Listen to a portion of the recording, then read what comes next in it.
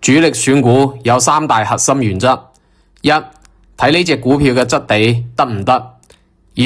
睇呢隻股票嘅空間有幾大；三、睇呢隻股票嘅流通盤。呢三點係主力資金喺選股嘅時候核心考量嘅幾個基本原則。主力資金嘅最終目的係通過操縱股價嘅波動嚟到實現低買高賣搵大錢，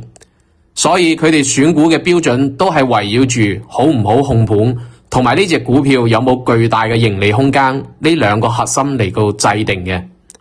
原則一，睇呢隻嘅股票嘅質地得唔得，亦即係呢隻股票要有故仔可以講，有底可以抄，選擇基本面冇咩大問題，甚至有啲噱頭嘅公司。原因有三：一、規避黑天鵝，如果公司財務造假或者面臨退市風險，主力自己都會瀨嘢，質地靚嘅公司先至夠穩陣。二、方便吸引跟風盤，喺拉升股價嘅時候，需要散戶同埋機構跟風買入。一個業績好、有行業競爭力、有成長潛力嘅公司，佢嘅股仔，譬如話業績增長、政策利好，更加容易俾市場接受同埋傳播，形成合力，一齊托起股價。三、方便出貨，喺股價高位，主力需要將籌碼派發俾散戶。如果呢間公司一無是處，好難有人願意接盤。而一個績優股或者成長股嘅形象，出貨就容易好多啦。簡單講，主力唔中意嗰啲純粹嘅垃圾股，而係中意嗰啲基本面唔錯，但係暫時俾市場低估或者忽視嘅股票。原則二，睇呢隻股票嘅空間有幾大，跌得夠深先至能夠升得夠勁，呢個係盈利空間潛力嘅來源。亦即係揀嗰啲經歷咗長期深度下跌、估值被嚴重低估嘅股票。原因有三：一、低成本吸籌，喺歷史低位區間嘅股票，股價更加平，主力可以用較少嘅資金嚟到收集到大量嘅籌碼，建倉成本低。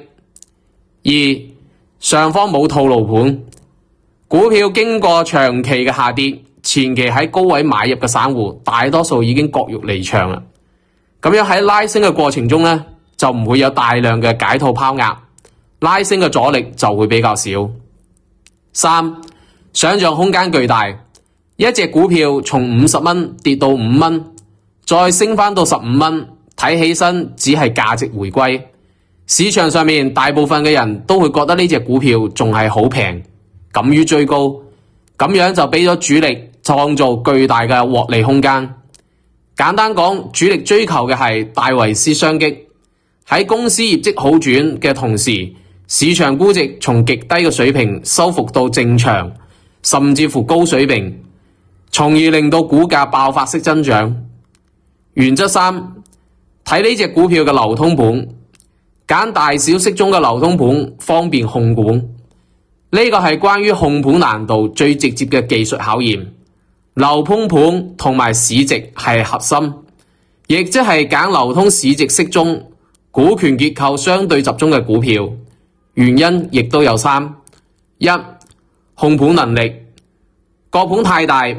譬如話1000億市值嘅，需要嘅資金量係好大嘅，難以控盤，容易為他人做嫁衣。如果個盤太細，譬如話10億以下，容納嘅資金量呢就會有限，主力自己揾唔到咩大錢，而且股性唔活躍，主力掃貨同埋出貨都會唔方便。適中個盤，譬如幾十億嘅流通市值係首選，